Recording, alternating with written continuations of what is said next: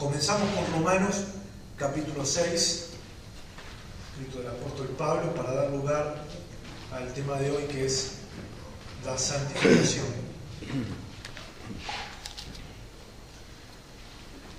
Un tema muy importante, gracias hermano. Es un tema muy importante la santificación, porque según muchos, hoy la iglesia está necesitando santificación, ¿no? Según muchos estamos en un tiempo que es muy parecido a lo que vivió el apóstol Pablo, lo que vamos a ver hoy en sus escritos, donde no se le da mucho énfasis a la santidad. Otros dicen que no se le da mucho énfasis a la santidad porque en realidad salimos de un periodo de legalismo.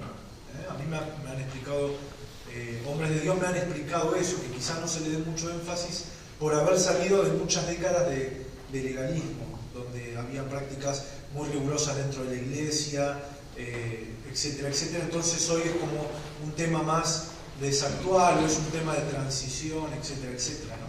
Pero esos son puntos de vista nuestros, que tienen que ver con nuestras vivencias, nuestra forma de ver el Evangelio, cuántos años llevamos en el Señor, si somos prácticamente nuevos, por ahí no conocemos mucho de la historia, no tanto la pasada, sino la reciente, ¿no? De cómo se movía y se mueven muchas iglesias en cuanto a la santidad, qué se debe hacer, qué no se debe hacer, ¿sí? Ahora, tenemos que entender que la santidad no es una moda, no es un tema de moda, no es un tema tabú tampoco, ¿sí? Está bueno abordarlo como iglesia, porque vuelvo a repetir, la santidad está dentro del plan de salvación de Dios.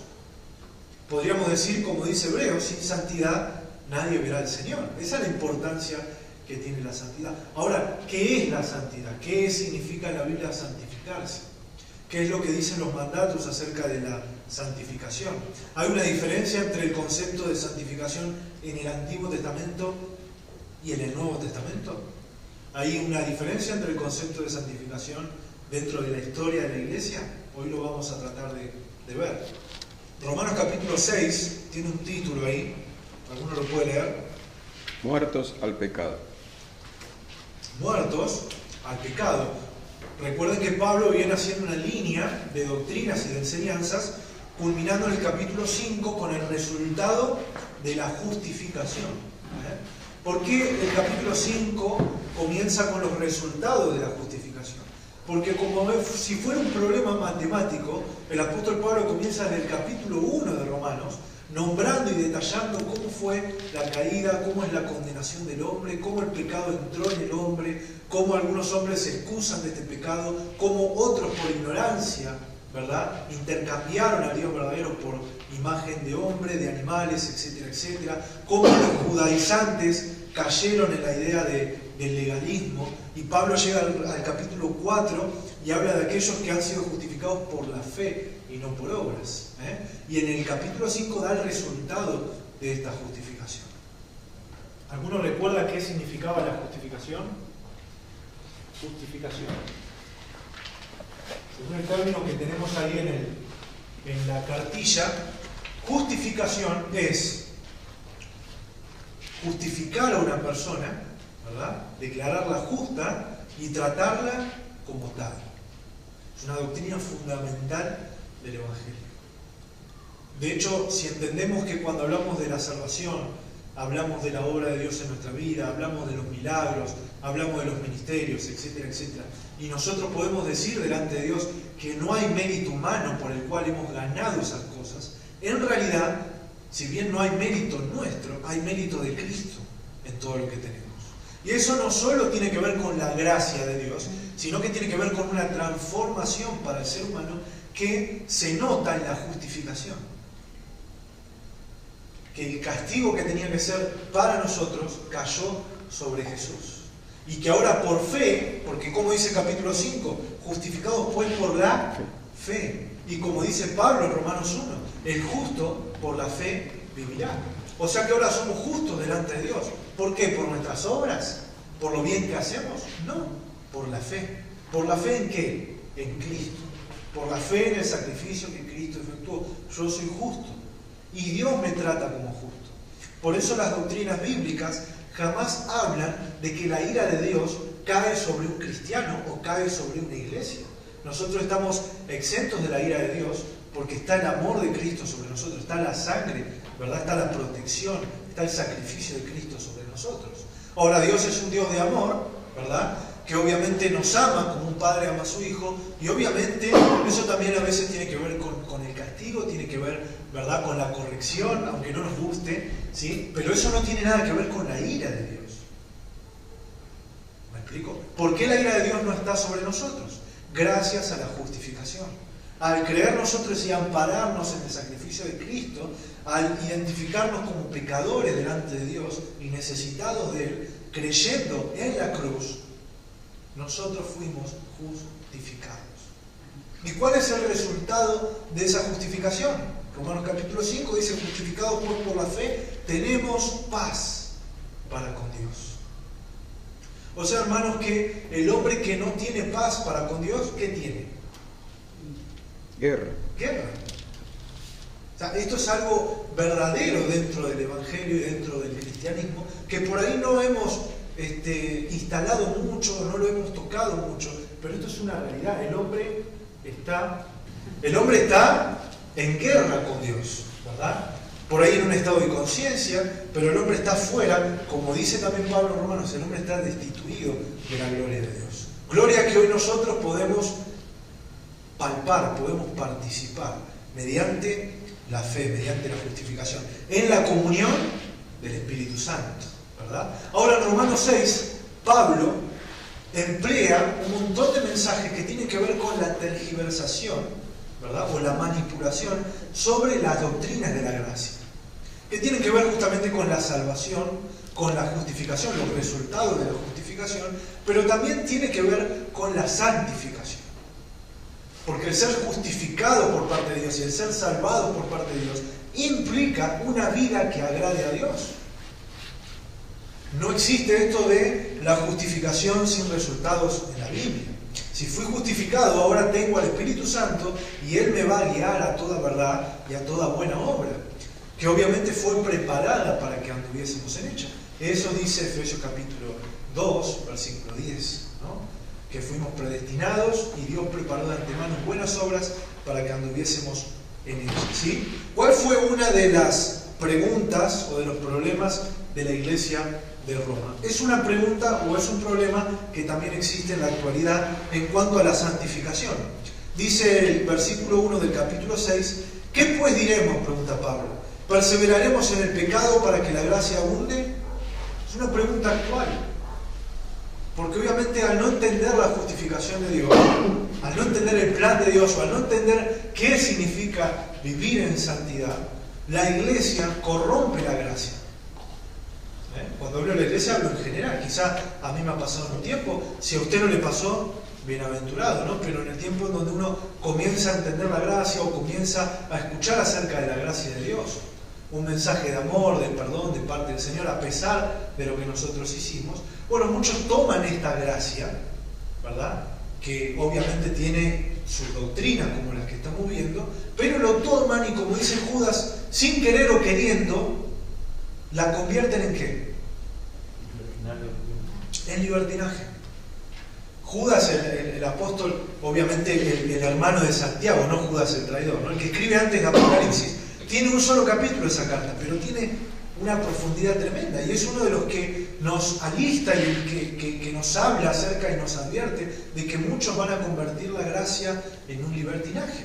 De alguna forma los romanos comenzaron a tomar esta gracia que no habían entendido como una gracia en donde todo se permite, en donde todo se puede seguir haciendo, en donde pecar y pecar y pecar significaba más gracia de Dios, más gracia de Dios, más gracia de Dios. Cuanto más mal nos portamos, más Dios nos ama. Una cosa increíble, pero Pablo les hace una pregunta, ¿no? ¿Perseveraremos en el pecado para que la gracia abunde? En ninguna manera, la respuesta en el verso 2. Porque los que hemos muerto al pecado, ¿cómo viviremos aún en él? Y esto es tremendo porque la doctrina de la justificación significa haber muerto al pecado. Haber muerto al pecado.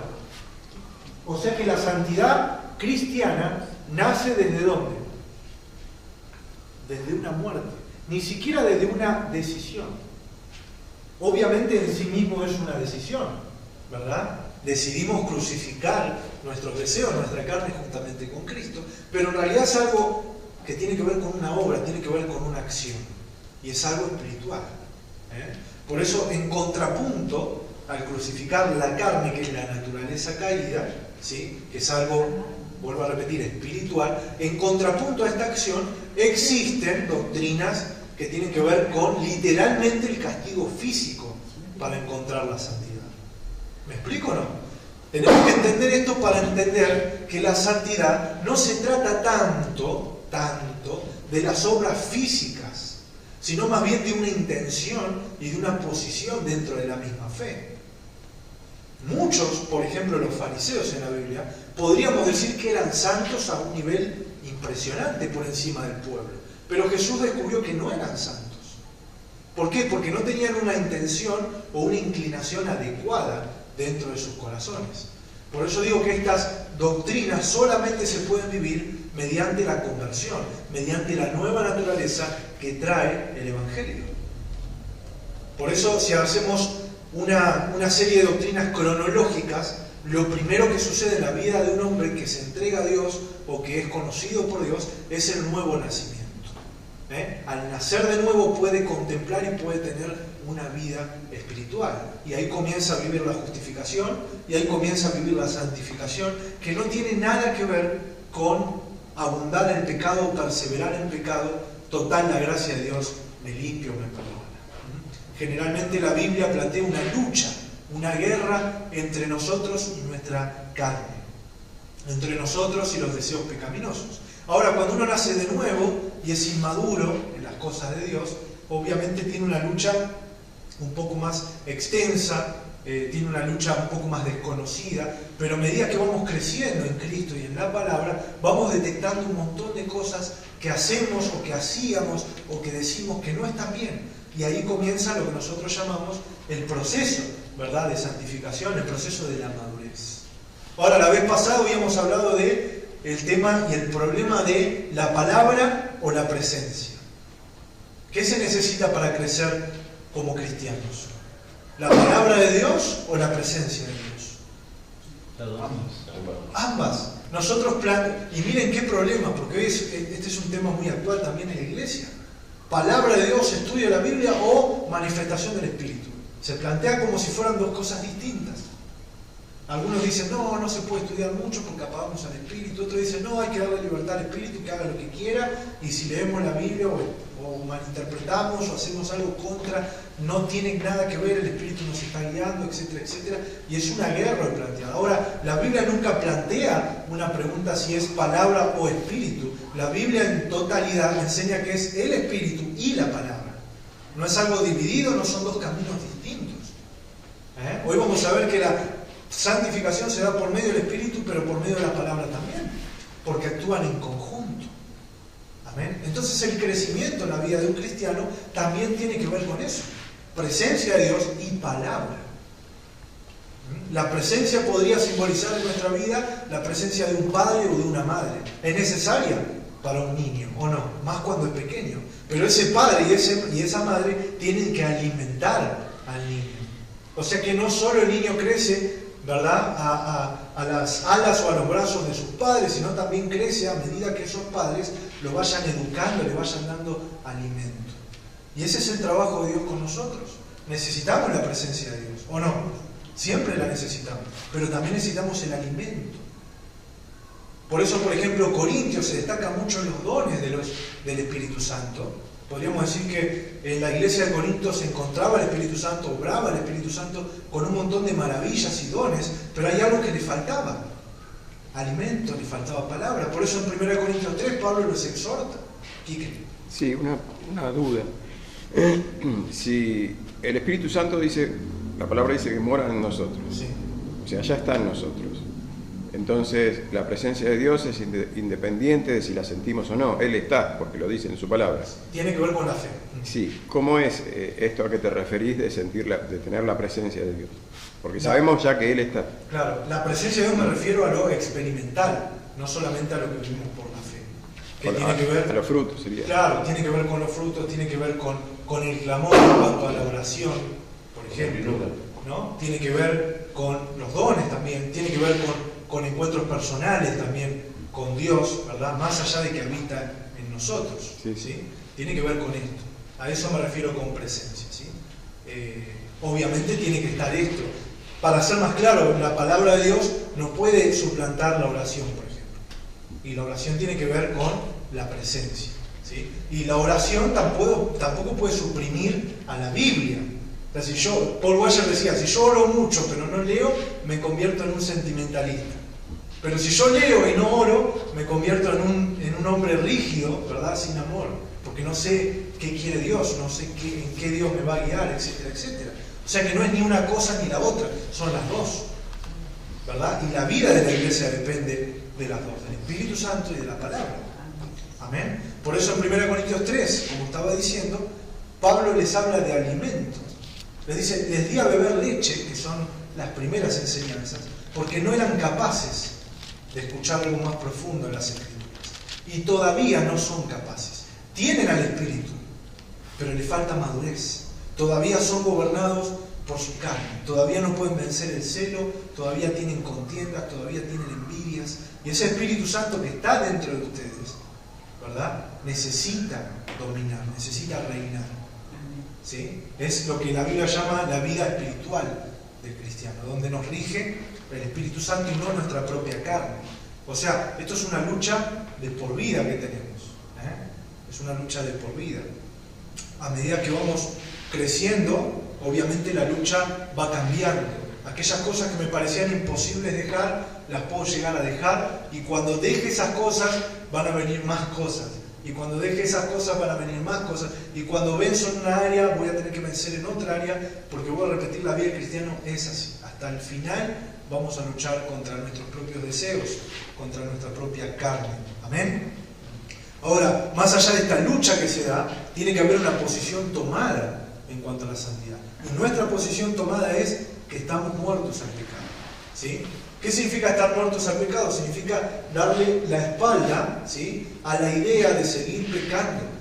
No significa la imposibilidad de no caer en pecado, esto ya lo hemos hablado, ¿no? Primera de Juan habla de eso. El apóstol Juan dice, esto les escribo para que no pequen. O sea que la voluntad de Dios, ¿cuál es? Que no pequemos. Ahora, Juan, ¿qué dice? Pero si alguno ha pecado, abogado tenemos para con el Padre. ¿Qué quiere decir esto? Que en esta lucha que tenemos, obviamente, muchas veces vamos a pecar. Ahora, el pecado no nos distingue, el pecado no nos gobierna. Esa es la libertad que nos ha dado Dios. Antes el pecado reinaba sobre nosotros, pero ahora ya no. No puede darle rienda suelta al pecado, no puede pasar desapercibido el pecado, ¿sí? ¿Qué es lo que estaba pasando en esta iglesia? Miren lo que dice el verso 3. ¿O no saben que todos los que hemos sido bautizados en Cristo Jesús, hemos sido bautizados en su muerte? Porque somos sepultados juntamente con Él para muerte por el bautismo, a fin de que como Cristo resucitó de los muertos por la gloria del Padre, así también nosotros andemos ¿en qué? En vida nueva. Y acá Pablo habla de algo tremendo que tiene que ver con el simbolismo, ¿no? Y lo que significa el bautismo, ¿verdad? Lo que Pablo dice es que mediante el bautismo, ¿sí?, somos, es un simbolismo obviamente, pero somos sepultados, ¿verdad?, juntamente con Cristo. Y luego somos glorificados, por así decirlo. O sea, pasamos a una nueva vida. Morimos al pecado y pasamos a una nueva vida. Ahora, como siempre digo, hay que distinguir en la Biblia los pecados, ¿sí?, con el pecado. El pecado en sí es un estado. Es el estado del hombre a espalda de Dios. No importan los grados, no importa si es bueno, malo, etcétera, etcétera, en que creen, que no creen, está de espaldas a Dios, es un estado. Nosotros, al convertirnos al arrepentismo, somos trasladados de tinieblas a luz, entonces salimos de ese estado de pecado, ¿sí? Y comenzamos a tener una libertad en el espíritu, pero como dice Pablo, no usemos la libertad para hacer el mal, ¿verdad? Entonces, aún en la misma libertad que tenemos de parte de Dios, tenemos que cuidarnos contra las tentaciones, contra aquellas cosas que no agradan a Dios. Dice el 5, porque si fuimos plantados juntamente con Él en la semejanza de su muerte, así también lo seremos en su resurrección, sabiendo esto, que nuestro viejo hombre fue ¿qué? Crucificado juntamente con él para que el cuerpo del pecado sea destruido, a fin de que no sirvamos más al pecado. Porque el que ha muerto ha sido justificado del pecado. O sea que miren cómo funciona el Evangelio, ¿no? Por un lado me da vida, vida eterna, vida en abundancia, ¿verdad? Pero por otro lado mata, requiere muerte. ¿Muerte de qué? De mi vieja manera, de mi viejo hombre, que está viciado, que está entregado a los pecados de este mundo. ¿Sí? Esta era la doctrina que quizás no entendían los romanos y quizás hoy es necesario repasarla, ¿sí? Es necesario volver a hablar de estas cosas en la iglesia. ¿Por qué? Porque obviamente se puede malinterpretar la gracia, ¿sí? Obviamente muchas veces se ha malinterpretado. Dice el 11, así también ustedes considérense muertos al pecado. O sea, más allá de que yo esté luchando, ¿cómo me debo de considerar? Muerto, porque es algo que tiene que ver con la fe. Pero, dice, pero considérense vivos para Dios en Cristo. No reine, miren el 12, no reine pues el pecado en ustedes ni en su cuerpo mortal, de modo que le obedezcan en sus deseos, ni tampoco presenten vuestros miembros al pecado como instrumentos de iniquidad, sino presentaos vosotros mismos a Dios como vivos de entre los muertos y vuestros miembros a Dios como instrumentos de justicia. Esta palabra presentarse tiene que ver con lo que preguntaba Quique. ¿Por qué me debo de presentar delante de Dios si Dios ya está dentro mío? Tiene que ver con una intención continua de buscar la voluntad de Dios, de buscar la presencia de Dios. ¿Para qué? Para que mi carne, mi viejo hombre, sea suprimido y no gobierne sobre mi vida. Tentaciones va a haber siempre, ¿sí? Pero Dios nos da juntamente con la tentación la salida. El Espíritu es la clave para vivir una vida de santidad. Por eso aquí hay que tener mucho cuidado con alentar el esfuerzo humano en sobremanera. La santidad corresponde también a un esfuerzo humano, eso es real. Muchos de nosotros podemos testificar de que nos hemos esforzado por dejar ciertos pecados, ¿o no? Ahora, lo que la Biblia enseña es que es por fe y es una obra mediante el Espíritu Santo. ¿Qué quiere decir eso? Que antes de yo esforzarme, tengo que reposar en la presencia de Dios. Porque a veces no tengo las fuerzas necesarias para lograr tal y tal cosa. Porque es con la fuerza de Él. Es la obra de Él al fin y al cabo. Hay cosas que voy a dejar rápidamente por gracia de Dios y hay otras cosas que me van a costar. Y ahí es donde la gracia de Dios y el misterio de Dios funciona de tal forma que siempre soy dependiente de Cristo. ¿Por qué hablo de simbolismo? Porque muchos de nosotros nos hemos bautizado en agua y hemos visto que el viejo hombre no se ahogó. ¿O no? Como decía Martín Lutero, he descubierto que el maldito sabe nadar, decía Martín Lutero. ¿Ven? Entonces, es tremendo esto, pero sigue siendo por fe y sigue siendo por presencia de Dios, por el esfuerzo que el mismo Espíritu me da. Pero ¿cómo me tengo que considerar? Vivo para Dios, muerto al pecado. Presentar nuestros miembros, dice, para servir a la justicia. Ahora, ¿cómo voy a presentar yo mi cuerpo para servir a la justicia si ni siquiera creo en la justificación? Ni siquiera creo que soy capaz de hacer algo justo. Porque me quedo con una parte de la Biblia, me quedo con aquellos pasajes que hablan del estado del hombre antes de Cristo. No hay un justo ni a un uno, dice la Biblia. Claro que dice la Biblia eso, pero también dice más cosas. Como hemos visto en Romanos 3, Pablo se refiere a aquellos que están lejos de Dios, a aquellos que no han conocido a Dios. Obviamente que no hay un justo ni a uno, pero en Cristo sí hay justos. Justos por la gracia y justos que buscan una vida plena y buscan una vida en santidad para agradar a aquel que nos llamó, ¿o no? Miren lo que dice el título en el 15. Siervos de la justicia. No siervos del pecado como antes, no esclavos del pecado como antes. Siervos de la justicia. Miren otra pregunta de Pablo. ¿Qué pues? ¿Pecaremos porque no estamos bajo la ley sino bajo la gracia? O otra pregunta más que hoy también nos podemos hacer. Porque es muy recurrente hoy escuchar que ya no estamos bajo la ley, entonces ya el pecado no se juzga de la misma manera, ya Dios no lo ve de la misma manera. quiera. Dios considera el pecado tan terrible que le costó la muerte de su único hijo. Así es como considera Dios al pecado, ¿verdad? O sea que Dios sigue aborreciendo al pecado ayer, hoy y siempre, porque es algo que va en contra de su naturaleza. Amén. Por eso cuando nosotros tenemos la naturaleza de Dios, nace una batalla automáticamente. Porque al estar la simiente de Dios en nosotros, que es el Espíritu Santo, no hay forma de que no haya una guerra contra el pecado, ¿verdad? Por eso es que nosotros tenemos que orar y tenemos que aconsejar o tratar de guiar a aquel que se considera cristiano, pero no nota esta batalla en su interior. Ahora, el fruto de esta batalla, hay que tener mucho cuidado, porque puede ser la condenación. ¿Sí? Puede hacer que aquel cristiano que ha recibido el Espíritu Santo se siente terrible por lo que está haciendo, y ahí es donde uno tiene que orar, tiene que tratar de alentar a continuar y demás. Pero es el mismo Dios también el que va obrando, ¿sí?, en la vida de cada uno de nosotros. Por eso tenemos que estar contentos y seguros de que el que comenzó la obra en nosotros la va a perfeccionar, la va a terminar, ¿sí? Estamos en un proceso donde va a ser victorioso el Espíritu Santo, a pesar de nosotros, ¿sí? No saben, dice el 16, que si se someten a alguien como esclavos para obedecerle, son esclavos de aquel a quien obedecen, sea del pecado para muerte, o sea de la obediencia para justicia. ¿Qué pregunta? ¿Hoy el cristiano es capaz de obedecer a Dios? En algunos casos a medias. En algunos casos a medias. ¿Cómo a medias? Y tibios. ¿Qué sería tibios? Como que en algunas cosas obedecemos y en otras no. Claro. Bueno, pero en todo caso es una lucha y es un error nuestro. Sí. Lo que la Biblia declara es que sí somos capaces.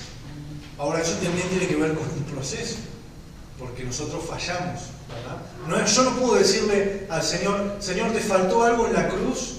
¿No? ¿Te faltó algo en tu obra perfecta que hace de que yo no pueda dejar tal cosa? No, en todo caso el falto soy yo. Pero ahí también está y funciona la gracia, ¿sí? Lo que yo tengo que estar seguro es que la obra de Cristo en la cruz sí fue perfecta. Fue tan perfecta la obra de Cristo que no necesita de mis propias obras para que yo me pueda salvar. Por eso la salvación tiene que ver con la gracia. Por eso la justificación es por la fe, al igual que la salvación, y al igual que la santificación. Ahora, todo eso tiene como fruto el accionar y se ve reflejado en mi vida. Porque si no se viera reflejado en mi vida, hermanos, significa que Dios no me ama tanto como para cambiarme. ¿Me explico? Dios nos ama tanto que no nos va a dejar en el mismo estado que cuando llegamos a Él. Imagínense cuando nosotros llegamos a Él, ¿cómo llegamos, no? Nosotros podemos decir, llegamos sucios, llegamos enfermos, llegamos tirados. No, la Biblia dice algo peor, estábamos muertos. Y Dios nos ama tanto que nos ha dado vida, no nos ha dejado muertos. Amén. Entonces muchas veces el no obedecer tiene que ver con la culpa nuestra o nuestras falencias. Pero la obra de Cristo proporcionó una libertad total en el espíritu al cristiano. Es como el vicio. Es como el vicio. El pecado sí. Es el vicio, miles de vicios, droga, alcohol, etcétera. Sí. Cristo rompe el vicio, rompe con ese problema de abstinencia que después uno tiene, pero después tenemos que romper con la costumbre nosotros. Y sí, tenemos que luchar con el deseo, tenemos que luchar con costumbre las ganas, con la costumbre, etcétera, etcétera. Pero bueno, en realidad lo que dice Daniel es lo que yo creo que en realidad la Biblia dice cuando habla de la libertad en el Espíritu. Claro. La verdadera libertad en el Espíritu, la verdadera libertad en el Espíritu, de la que habla la Biblia, es la capacidad del hombre, de poder decidir si peca o no peca. Esa es la verdadera libertad. Porque antes de la libertad del Espíritu no había opción. Era pecado o pecado, no había posibilidad de ver. Por eso el Evangelio nos trae una vida nueva, una posibilidad de ver y una posibilidad de entender cuál es la voluntad de Dios. Antes vivíamos como a nosotros nos parecía. Ahora tenemos la libertad del Espíritu que nos lleva a ver y a vivir como Dios quiere. Romanos capítulo 6, verso 22, para salir un poco de este pasaje, dice, y haciendo un poco referencia a lo que estábamos diciendo, mas ahora dice, que habéis sido libertados ¿de qué? Del pecado y hechos siervos de Dios, tenéis por vuestro fruto, ¿qué? Y como fin, la vida eterna. Y como fin, la vida eterna.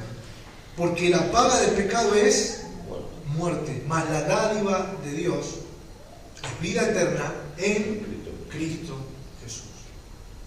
Tremendo. Porque ¿dónde se ve el cambio de vida a muerte? ¿Qué fruto hay en mi transformación? La santificación. La santificación. Por eso el que fue salvo, el que conoció a Dios y no está viviendo una vida santa, en algún momento, sentimentalmente, emocionalmente, etcétera, etcétera, se va a sentir mal y va a tener que correr al Padre, como pasó con el hijo pródigo. Ahora hay hermanos que quizás están alejados y están en la etapa del desgaste, que es la etapa donde el hijo pródigo malgastó todo lo que tenía, etcétera, etcétera. Hay hermanos que ya están comiendo con los chanchos, ¿verdad? Y hay hermanos que están ahí de volver. No lo sabemos. Nosotros no podemos llamar hijo a todos, no lo conocemos. Pero el hijo siempre es hijo. Ahora, hay una realidad que lo dice Fabi Liendo, es que el hijo se tiene que volver al padre, no el padre al hijo. ¿Verdad? Entonces, en algún momento estas personas, si realmente conocieron a Dios, van a entrar, van a volver en sí. Esa es la palabra que usa Jesús cuando habla del hijo pródigo. Y volviendo en sí, ¿verdad? Retornó a la casa de su padre. Aquel que no nació de nuevo, aquel que no fue salvo, no puede considerar esta doctrina, no le llega. Puede quedarse en su propia opinión o en su propia forma de vivir sin ningún problema, por más que todos nosotros le tratemos de explicar. ¿Me siguen? Y los que estamos tratando de vivir una vida santa, tenemos como fruto de haber sido salvados de la santificación. Eso es lo importante. En este tiempo donde hay que remarcar que a nosotros nos conocen, gracias, por los frutos, también tengamos en cuenta el fruto de la santificación. No solamente el fruto o los frutos del Espíritu que aparecen en Gálatas, que conocemos, ¿verdad? También la santificación es el fruto de haber sido salvado. Y este fruto tiene un fin. ¿Cuál es ese fin? La vida eterna. O sea que Pablo acá plantea la vida de un cristiano como un proceso. En algunas partes de la Biblia esto se plantea como ya un hecho, desde el punto de vista eterno de Dios. Pero aquí está planteado como un proceso. Fuimos salvos, ahora nos estamos santificando, y el final de esta santificación, ¿cuál es? La vida eterna, es el pase a la eternidad para estar en comunión con el Señor. Primera de Tesalonicenses, capítulo 4, verso 3. El título dice la vida que agrada a Dios. Justamente el propósito de Dios es que le agrademos. Aunque muchas veces no lo podemos hacer o no lo hacemos, y ahí es donde aparece ese Espíritu Santo que tenemos guiándonos al arrepentimiento, guiándonos a un nuevo comienzo, guiándonos a volver a luchar. Miren lo que dice el 3, hablando un poco de los problemas que tenían en aquella época como iglesia, en este caso con la palabra fornicación, que es porneia en el griego, que tenía que ver con los actos sexuales que se realizaban fuera del marco matrimonial, ¿sí? Que dice ahí, dice, por la voluntad de Dios se muestra santificación, que se aparten de fornicación, y comienza a hablar de otras cosas también, ¿no? Que cada uno sepa tener su esposa en santidad y honor, y no en pasión de deseos, conforme a los gentiles que no conocen a Dios, que ninguno agravie ni engañe a nada a su hermano, etcétera, etcétera, ¿no? Pero aquí vemos la palabra santificación unida a apartarse. ¿Qué quiere decir esto? Que en realidad la palabra santificación, como tienen escrito en el módulo, fíjense en el título, tanto en el hebreo, que es kadash, como en el griego, que es agiasgo, esto quiere decir, santificación quiere decir apartarse. En la obra eterna de la cruz del Calvario, lo que Jesús hizo y lo que Dios hizo por medio de la crucifixión de su único Hijo fue apartarnos para Dios. ¿Qué significa eso? Que en algún momento íbamos a conocer el Evangelio, íbamos a ser participantes y coherederos juntamente con Cristo, porque Dios, por medio de la cruz, nos apartó. Él tomó de todo el mundo un remanente, una nación santa para Él. Esto tiene que ver con su gloria, con su obra, para que su nombre sea glorificado dentro de ese pueblo santo, que en principio en el Antiguo Testamento fue un pueblo literal, ¿no? Fue una nación literal, Israel, pero que hoy no corresponde a algo literal, sino que es algo universal. Es algo que trasciende la nación, trasciende el lenguaje, trasciende la tribu, etcétera, etcétera. Dios tiene su pueblo, Dios tiene de sus apartados desparramados por todo el mundo. En ese concepto la santificación es Dios apartándonos a nosotros para su gloria. Y hablando en un concepto más humano, que tendría que ver más con nuestra parte o lo que nosotros hacemos, apartarse, separarse para Dios, también tiene que ver con nuestra lucha con el pecado. Yo separo mi vida, o separo de mi vida, aquellas cosas que no agradan a Dios. ¿Para qué? Para servir a la justicia, para ser instrumento en sus manos. Amén. ¿Qué es lo que habla aquí el apóstol Pablo una vez más a los tesalonicenses? Dice, pues la voluntad de Dios es vuestra santificación. Que se aparten, dice. Aléjense. Muchas veces Pablo le dice a Timoteo, huye, por ejemplo, de las pasiones juveniles. Entonces, fíjense que a veces vamos a tener que luchar contra ciertos aspectos, contra ciertos pecados, pero hay otras veces que tenemos que huir. Si vemos una debilidad muy fuerte, ¿verdad?, de nosotros hacia algunas cosas o hacia algunas prácticas, no nos queda otra que abstenernos. Ahora, esa debilidad personal propia tampoco se la puedo imponer a otro, que quizás en esa área ya ha vencido. ¿Me explico? Mi tentación personal no la puedo trasladar a otro porque quizás ya él no lo siente o quizás nunca ha pasado por eso. Y aquí sí estoy hablando específicamente con, por ejemplo, el alcohol, los cigarros, etcétera, etcétera. Aquellas cosas que debemos dejar para buscar, ¿verdad?, una vida santa, una vida que agrade a Dios. Aquellas cosas de las cuales nos apartamos. Ahora, no es lo mismo alguien que tuvo una tendencia pecaminosa hacia el alcohol que alguien que nunca fue realmente amarrado por ese vicio. No siente la misma tentación, no siente la misma atracción. Entonces, no podemos caer en el legalismo de tener que trasladar, digamos, nuestra rigurosa forma de vivir en cuanto a esas cosas para con otro. Entonces, por ejemplo, en el caso del alcohol, sabemos que no nos tenemos que embriagar porque somos cristianos. La Biblia dice que está prohibido embriagarse. No se embriaguen, es una orden. Ahora, la Biblia no prohíbe en sí el ingerir alcohol. Eso corresponde a cada uno. ¿Me explico? Aquellos que sentimos una debilidad muy grande por eso, obviamente, ¿qué vamos a hacer? Huir, apartarnos. Pero aquellos que han vencido, que tienen la madurez suficiente como para tomar con moderación, no hay ningún problema. ¿Me explico? No vamos a encontrar un versículo claro en la Biblia acerca de la medida del alcohol. Sí vamos a encontrar que está prohibido embriagarse. ¿Amén? Pero en aquellas prácticas o en aquellas cosas, ¿sí?, que la Biblia prohíbe los excesos, pero no las medidas, tenemos que tener mucho cuidado y entender que la santificación en sí es algo que nace desde lo interno, no desde lo externo.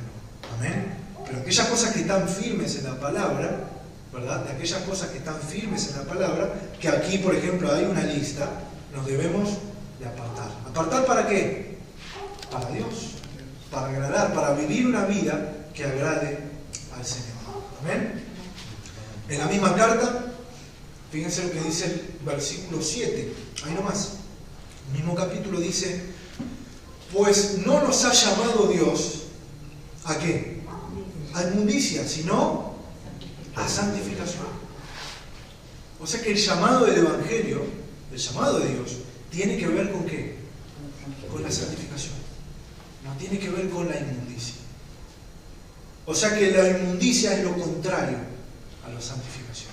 Aquí vemos dos puntos que tienen que ver con una lucha, ¿no? La inmundicia por un lado, la santificación por otra. Donde Dios nos pone, donde Dios nos llamó, obviamente a la santificación. Por eso Pablo hace mucho énfasis en esto. Es lo contrario a la inmundicia, la santificación. Por ende, aquel que quiera vivir una vida que agrada a Dios, como dice el apóstol Pablo, va a luchar contra ¿qué? Contra la inmundicia. En algunos puntos va a tener que huir, en algunos puntos va a tener que luchar. Eso corresponde, vuelvo a repetir, a la debilidad de cada uno y a las consecuencias de la vida que llevamos fuera de Dios. Amén. Porque nuestra carnalidad también tiene una especie de memoria, por así decirlo, que tiene que ver con las cosas que hicimos y que vivimos antes de conocer a Dios. Y que obviamente van a repercutir en nuestra nueva vida espiritual. Nuestra lucha contra el pecado es igual que la que tienen todos. Pero específicamente hay puntos que resaltan o que se diferencian de la lucha del otro. ¿Me van siguiendo? Entonces esta carne, este viejo hombre que está viciado, ¿verdad?, en los pecados, como decía Daniel, tiene una memoria particular y tiene cosas y consecuencias, etcétera, etcétera, que tienen que ver con la vida pasada en Dios. Por eso mucha gente también se frustra en el Evangelio. Porque llegan, y es verdad, Dios los hace una nueva criatura, pero en el Espíritu. Y se frustran porque dicen, no, ahora yo tengo tantos años y no puedo conseguir esto, no puedo lograr aquello, etcétera, etcétera. Y ahí es donde tenemos que entender que nuestra vida fuera de Dios tiene consecuencias. Y Dios nos va a perdonar, pero muchas consecuencias van a estar. Si yo voy y le pego una piña a alguien y le dejo el ojo morado, y si me arrepiento de corazón y pido perdón, Dios me va a perdonar, pero el ojo morado a la otra persona le va a quedar porque son consecuencias. Y es muy probable que cuando lo quiera ir a abrazar, como si nada pasó, Él se acuerde de mí. Y yo no le puedo decir, no te enojes, la gracia de Dios está sobre mí. Es más, le tendría que pedir perdón, ¿me entienden? Entonces hay un montón de cosas que vivimos antes de conocer a Dios que nos van a perseguir teniendo una vida justa y piadosa. Por ejemplo, un hombre que tenía la vida que tenía y que llevaba el apóstol Pablo, que era una vida espiritual, era una vida de iglesia, etcétera, etcétera. ¿Usted cree que nunca se le pasó por la cabeza la gente que mató? ¿Usted cree que nunca se condenó por haber hecho lo que hizo? Seguramente que sí.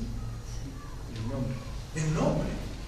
Ahora, él no podía pasar y basar su fe en eso porque automáticamente abandonaba todo lo que tenía, todo lo que había hecho. Él tenía que apoyarse en la fe, no le quedaba otra. ¿Verdad? Entonces estas cosas que nos persiguen hasta el día de hoy tienen que ver también con la memoria que tiene la carne, nuestra vieja forma de vivir. Y justamente es esa carne que nos quiere tomar a veces, ¿no? Y nos quiere llevar a volver a repetir un montón de cosas que ya hemos hecho. Ahora se vuelve peor cuando a través de esta carne yo busco servir a Dios y espiritualizo aquellas cosas que corresponden a lo carnal. No es que yo tenga un carácter tan fuerte que ahora es un carácter santo. No, tenés desde tu vieja manera de vivir un carácter podrido, por así decirlo, que lo traes ahora a la iglesia y no tiene que estar. ¿Me explico a lo que voy? No es que tengo el celo de Dios. ¿Qué es celo de Dios? El celo de Dios bíblicamente existe, es un celo por aquello que es santo, por aquella gloria que corresponde a Dios. Ahora, si un hermano se compró un helicóptero, yo no puedo decir, tengo un celo santo, ¿verdad? Que eso en realidad me correspondía a mí porque yo hice algo mejor. Eso no tiene nada que ver con el celo bíblico. Entonces espiritualizamos aquellas cosas que tienen que ver con nuestra vieja manera de vivir. ¿Me siguen? Esas cosas son las que a veces nos impiden tener una vida que agrada a Dios. Segunda de Tesalonicenses, misma carta, capítulo 2. Fíjense que mismo en nuestra manera de discipular a otros o de hablarle de Cristo, la santificación debe ser un tema principal y un tema de los primarios a abordar. No podemos esperar que pase un año para hablarle de lo que le agrada a Dios y lo que no le agrada a Dios. De hecho, esta se cree que es la primera carta doctrinal de la iglesia, ¿verdad? Quitando la de Santiago, que hay una pequeña, un pequeño desván histórico, por así decirlo, una pequeña separación que la datan en el 40 y pico, estas aparecen en el 50, pero junto con Gálatas se cree que son las primeras cartas del apóstol Pablo. Y fíjense que, según la línea histórica, Pablo huye de Tesalonicenses por un problema que se sucede con los judaizantes, con los mismos judíos que alborotan la ciudad, y automáticamente comienza a escribir esta carta con el testimonio que le llegaba de esta iglesia.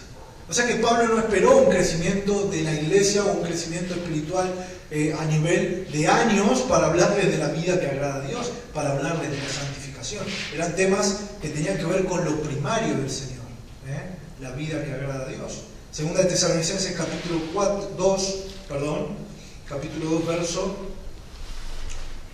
13 tengo yo anotado. Vamos a ver si lo tenemos todo ahí. El título es escogidos para salvación. Recuerdan que Pablo, en los capítulos de Romanos que leímos recién, habla desde un punto de vista, obviamente, de hombre, sobre aquellas cosas que tienen que ver con la voluntad de Dios. Él nos dice que hemos sido salvados, que el fruto de esa salvación es la santificación y que el fin de esa santificación es la vida eterna, ¿o no? Ahora, en este pasaje, Pablo va a hablar desde el punto de vista eterno, que no corresponde a procesos, no corresponde a tiempos, porque es el punto de vista de Dios.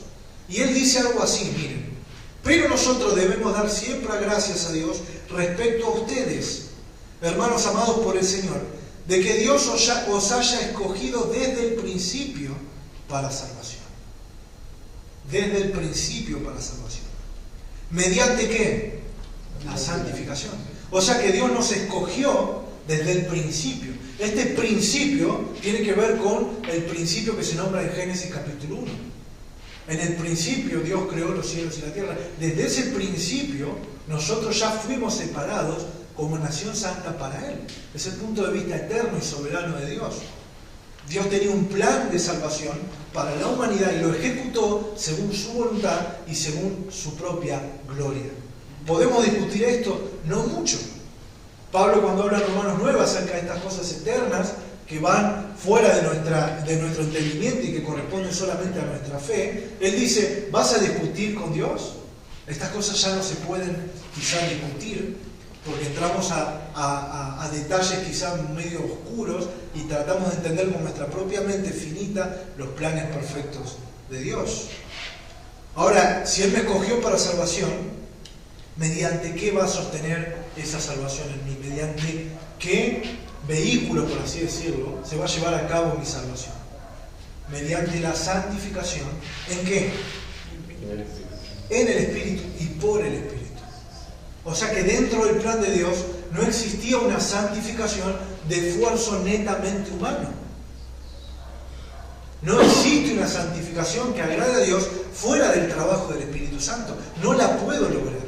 Pero no solamente no la puedo lograr, si logro algo parecido a la santidad con mis buenas obras, todavía no soy ni el 10% ni el 1% de la santidad que corresponde a la obra del Espíritu Santo. Porque el Evangelio no busca la gloria del hombre, busca la gloria de Cristo. Por eso el legalismo es muy difícil de dejar. Por eso nuestra idea de concebir el Evangelio solamente por la gracia a veces es muy difícil.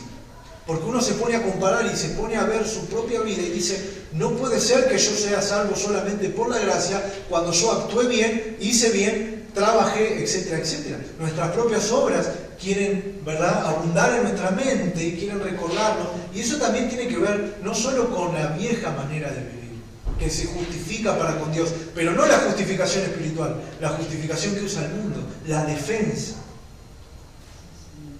La defensa que tiene el mundo. El mundo tiene una defensa ante el Evangelio. Se puede abreviar o se puede distinguir en frases tales como: yo no bebo ni fumo. Yo soy buena persona. Hago esto, hago aquello, hago esto. No le hago mal a nadie. No le hago mal a nadie. Son frases que tratan de justificarse. Y mismo dentro de la iglesia a veces nos dejamos llevar por eso. Porque tenemos que entender que es mediante la santificación no propia sino del Espíritu.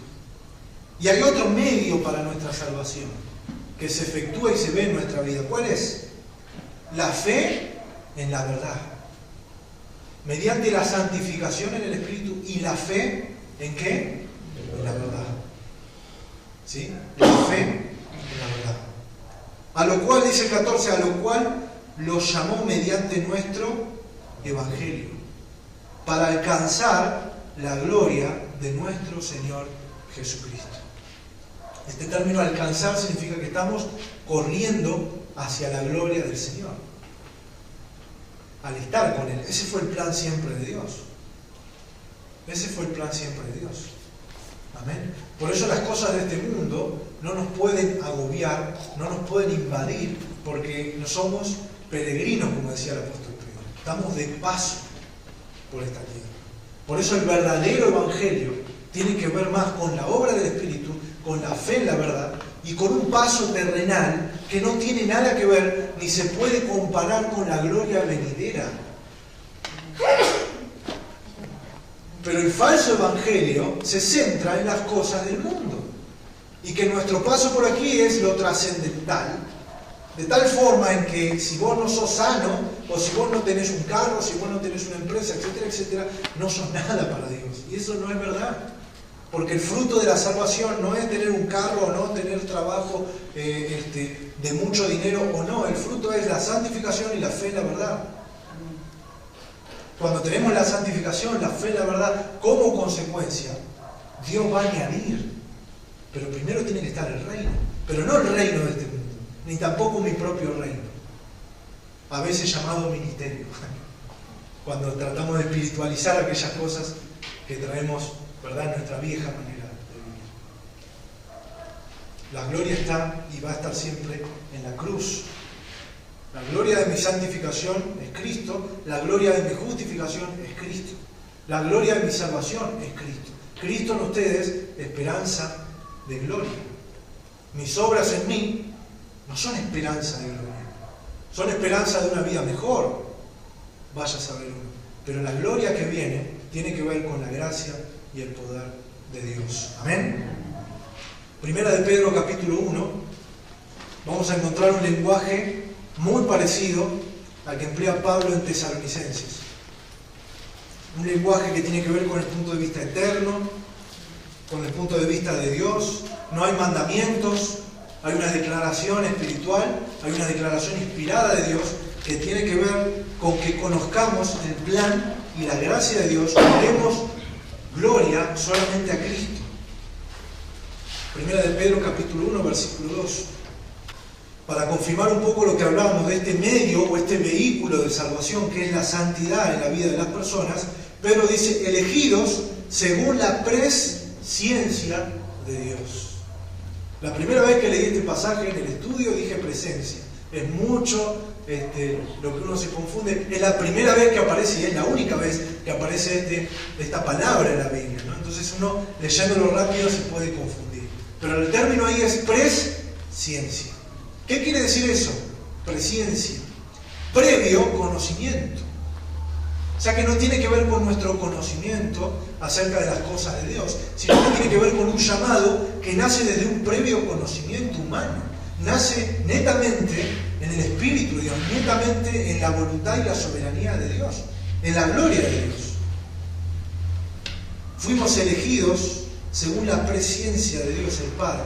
¿En qué? En santificación del Espíritu.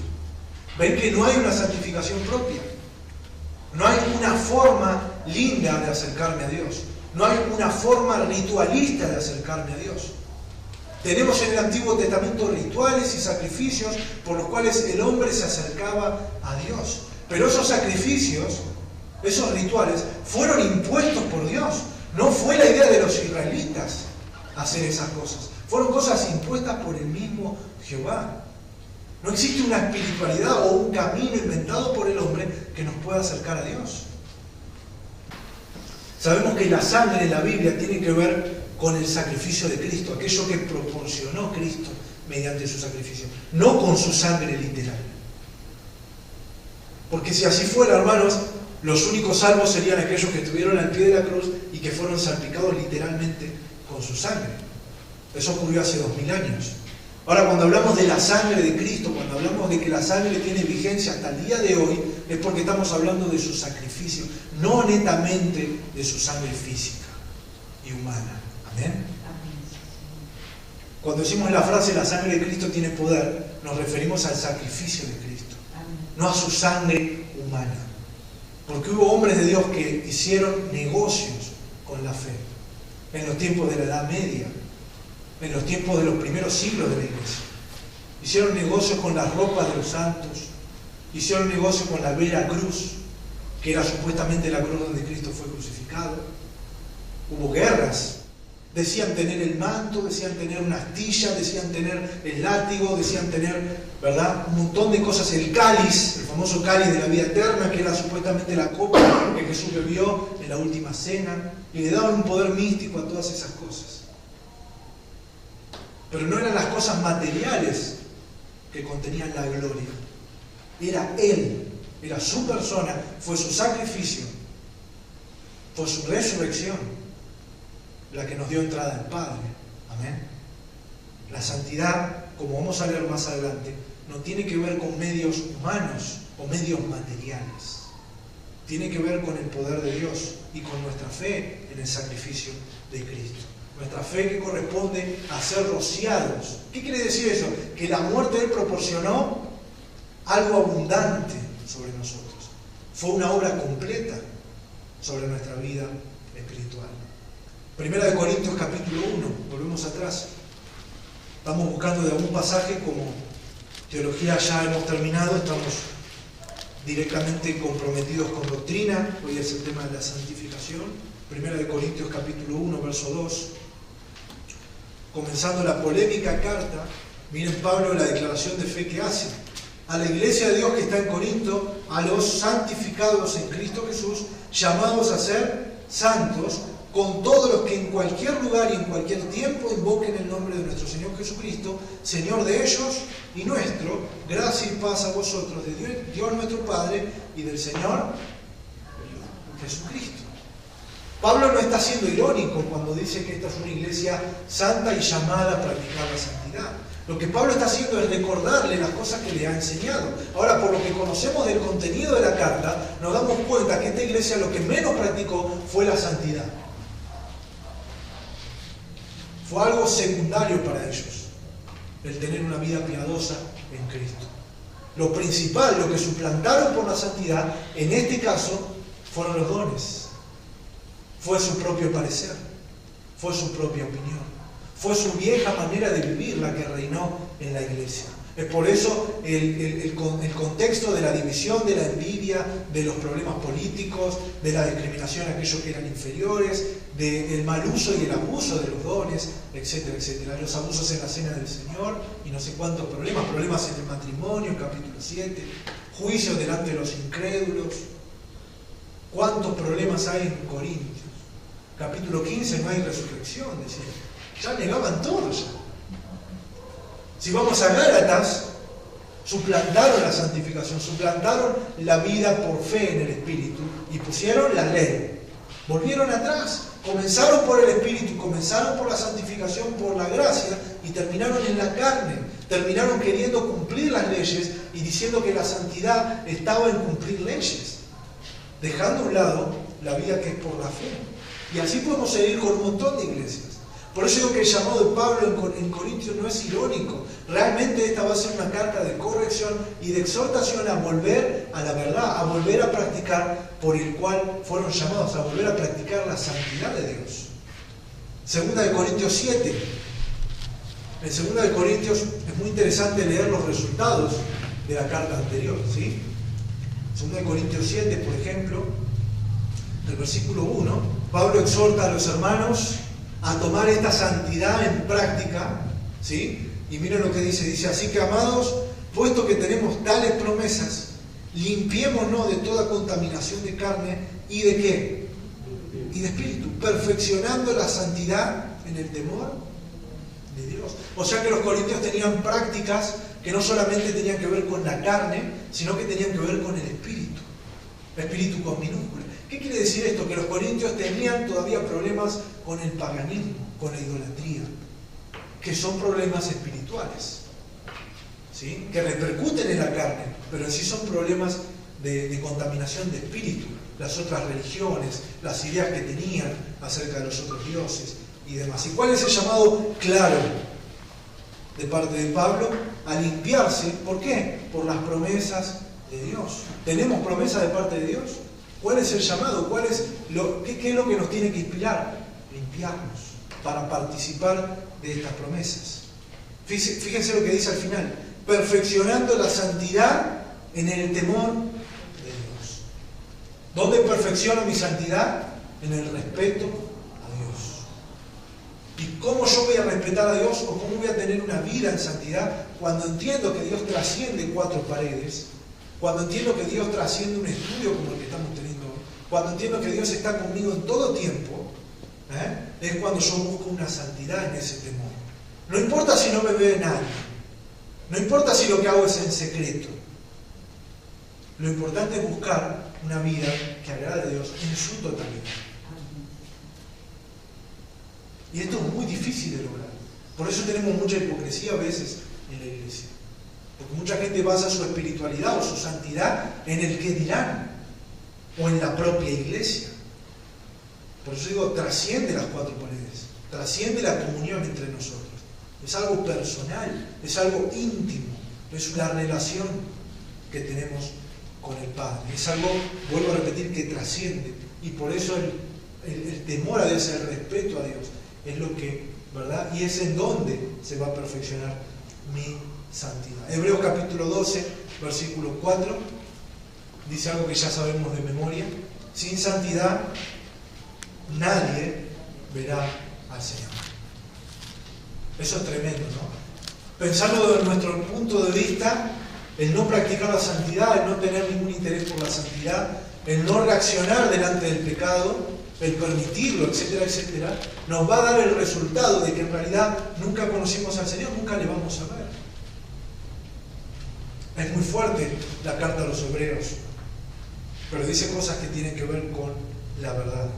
Y ahora sí voy a repartir algunos pasajes, así participamos de algunos ejemplos que pueden aportar del Antiguo Testamento y de los Evangelios, y algunos ejemplos que hoy no pueden aportar, pero está bueno saberlo, ¿sí? Comenzamos, Éxodo 31:13, fíjense lo que dice.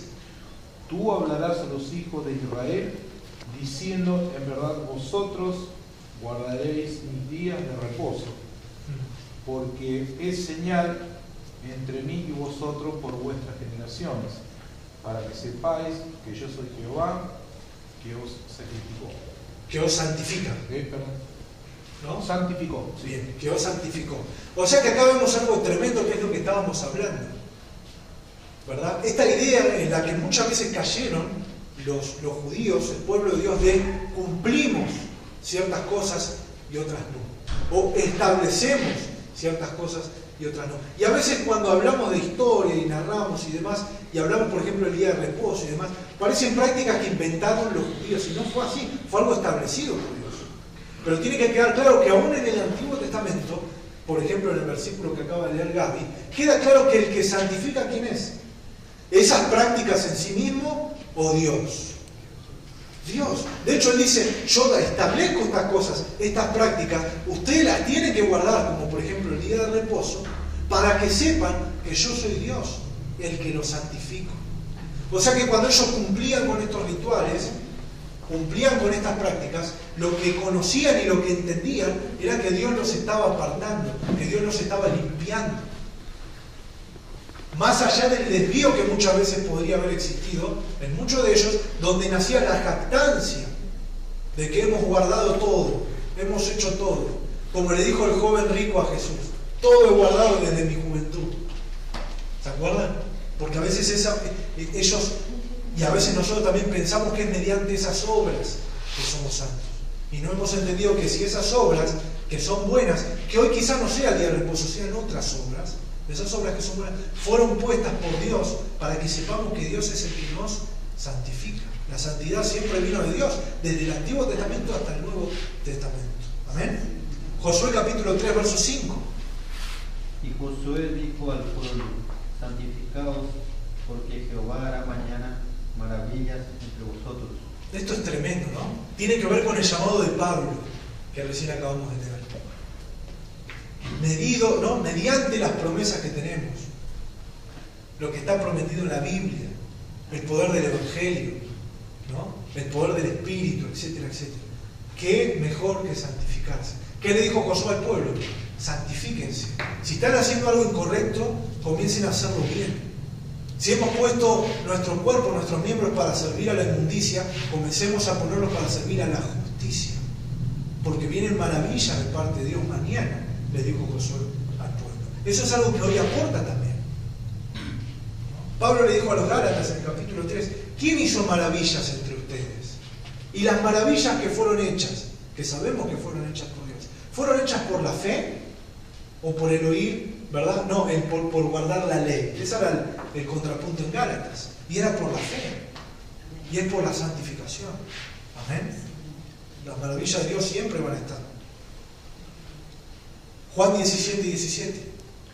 Santifícalos en tu verdad, tu palabra es verdad. Esta es una oración de Jesús, ¿no? Santifícalos en tu verdad. Tu palabra es la verdad. O sea que no es solamente mediante la presencia del Espíritu Santo como hemos visto en la santificación, sino que también se da mediante ¿qué? Mediante la palabra de Dios. Mientras estamos acá y estamos escuchando la palabra, hay una obra espiritual que hace Dios en cuanto a nuestra santificación. No es cuestión de tomarlo religiosamente, de decir, hoy me recontra santifiqué porque estuve una hora escuchando la Biblia. No es eso.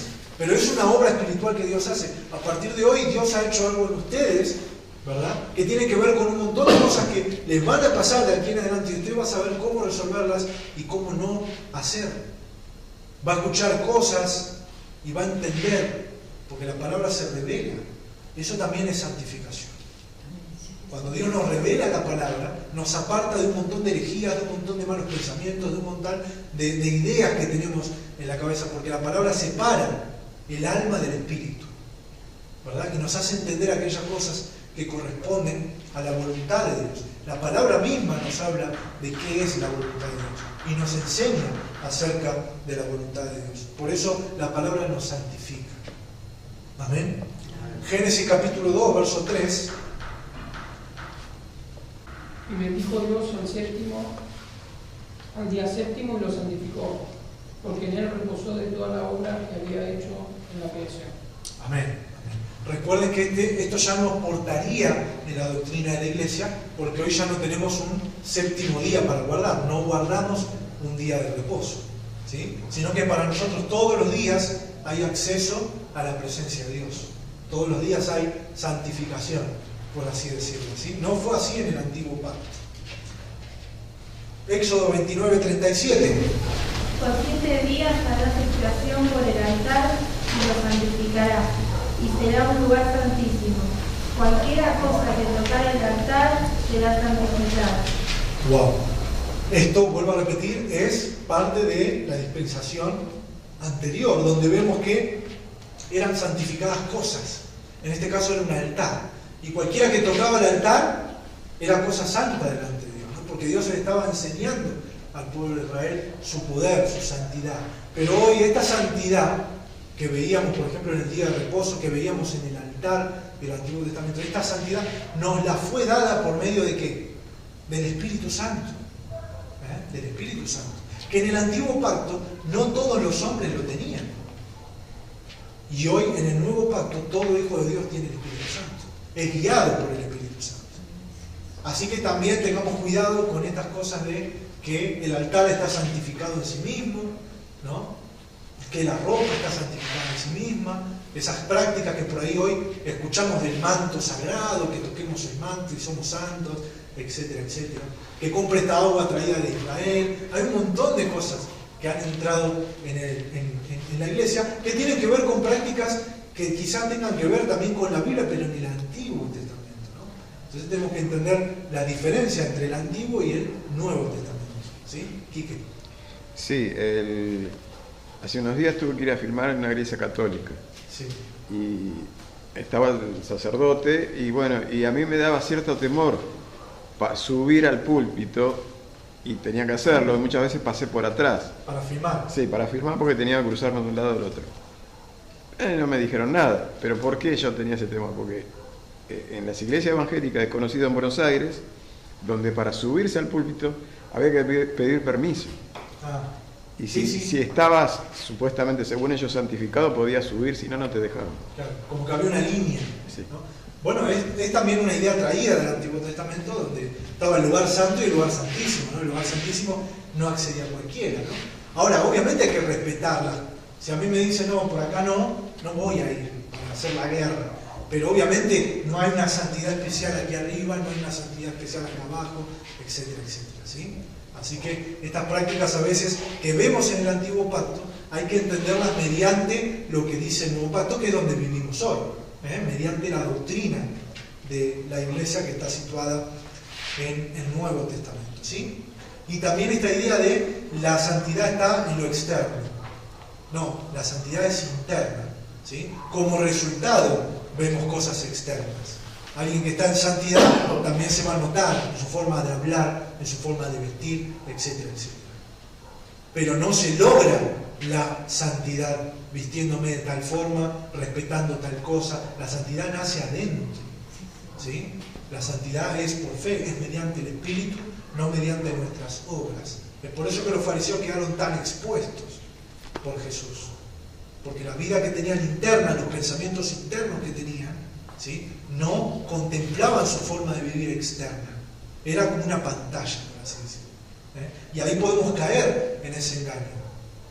De decir, yo fui santo porque escuché una hora de la Biblia, yo fui santo porque toqué ese manto, yo fui santo porque toqué esa silla, etcétera, etcétera. ¿Sí? Son ideas que tienen que ver más con el misticismo. ¿Sí? Al pie de la página 16 de Doctrina, tenemos como consecuencia o como algo seguido del tema de santificación, un pequeño título que dice unión con Cristo. ¿Sí? Esta es una doctrina que, vuelvo a repetir, se logró por medio del sacrificio de Cristo, junto con la salvación, justificación, regeneración, adopción, santificación, y unión con Cristo. ¿Qué significa la unión con Cristo? Bueno, lo vamos a ver en Gálatas 3, Gálatas 2, Efesios 5, Primera de Juan capítulo 2. Tiene que ver con que nosotros estamos unidos al Padre, estamos en unión, estamos en comunión con el Padre, con el Hijo y con el Espíritu. No hay una separación como la había antes, sino que todas estas doctrinas, todas estas obras que hizo Jesús a través de la cruz, nos han dado libertad para con Dios. Estamos en paz para con Dios, ya no hay muros. Por eso tenemos accesibilidad al trono de la gracia. Por eso, si hablamos de altar, hoy el altar de Dios está abierto para todos, porque estamos unidos juntamente con Cristo. Y no solamente estamos unidos a Cristo, sino que estamos unidos entre nosotros, porque somos miembros de su cuerpo, ¿no? Gálatas 3:28 habla de que somos uno en Cristo Jesús. ¿Quiénes somos uno? La iglesia. Somos uno en Cristo Jesús. Esto nos enseña que Dios no solamente nos ha salvado a nosotros, o Dios no solamente me ha salvado a mí, por así decirlo, sino que el plan de Dios corresponde a una nación santa, que es la iglesia, es su cuerpo, ¿verdad? Gálatas capítulo 2, verso 20, habla de la crucifixión, de crucificar nuestros deseos, de crucificar nuestro viejo hombre. ¿Para qué? Para que no viva yo, sino que viva Cristo en mí. Cuando habla uno del señorío de Cristo, habla de eso. El que rige mi vida ahora es el Señor Jesús. Por eso la Biblia reconoce a Jesús como el Salvador, pero también como el Señor. Jesús es el Kyrios, es el Señor, es el que manda, es el que gobierna mi vida. La única forma de entender o de recibir este gobierno es cuando yo dejo a un lado mi propia forma de gobernar, que tiene que ver con mi viejo hombre, ¿sí? Mi propia forma de actuar. Es cuando yo de repente me bajo de la cruz y quiero hacer las cosas como a mí me gustan y las quiero solucionar como yo quiero. Efesios 5:30. Somos miembros de su cuerpo, del de Jesús, de su carne y de sus huesos. Somos miembros de la iglesia. Amén. Estamos unidos a Él. Hay una pequeña fórmula abajo de la hoja que lo voy a leer. Dice, ¿cómo me crucifico a mí mismo? ¿No? Por la fe, dice, me identifico con Cristo. Por la oración, someto mi carne, por ejemplo, que no quiere orar, al Espíritu de Dios, que toma dominio de mi vida y mata mi carne todos los días, mientras viva en este cuerpo. La naturaleza caída me acompañará hasta que sea enterrado. El Espíritu produce la unidad con Cristo y con el cuerpo de Cristo, que es la iglesia. Amén. Hasta aquí el tema santificación. Seguramente le tocará